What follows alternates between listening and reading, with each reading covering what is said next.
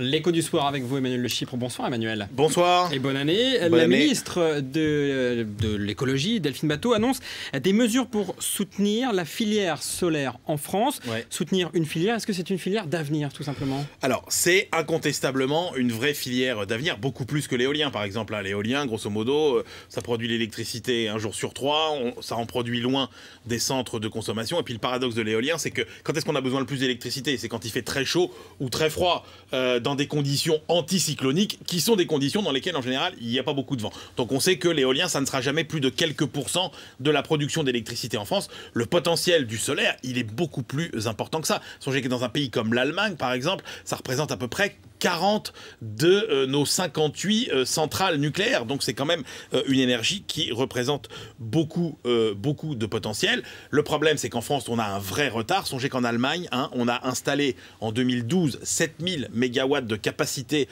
supplémentaire de photovoltaïque. C'est 2 fois, rien que sur une année, l'ensemble de ce que représente aujourd'hui le parc français déjà. Alors on parle d'un appel d'offres pour des nouveaux parcs photovoltaïques de 400 mégawatts. On parle des tarifs de rachat qui seraient plus élevés pour l'électricité venant du solaire, 5 à 10%. Est-ce que ces mesures-là, est-ce que ça va dans le bon sens, tout simplement? Alors, en partie seulement. Alors, l'aspect positif, c'est qu'effectivement, on tient compte des erreurs du passé. L'erreur du passé, par exemple, c'est qu'on avait encouragé l'installation de panneaux solaires, mais pas la création d'une véritable filière de production de panneaux solaires avec beaucoup de photovoltaïques français. Et donc, on avait, par exemple, on en avait mis beaucoup sur nos toits, mais c'était tous des panneaux chinois, notamment. Là, on veut réparer cette erreur, et les gens qui produiront de l'électricité voltaïque à des prix bonifiés, supérieurs au prix du marché, ce seront ceux qui produiront à partir de panneaux européens. En revanche, le problème, c'est que là encore, on dépend complètement des autorités gouvernementales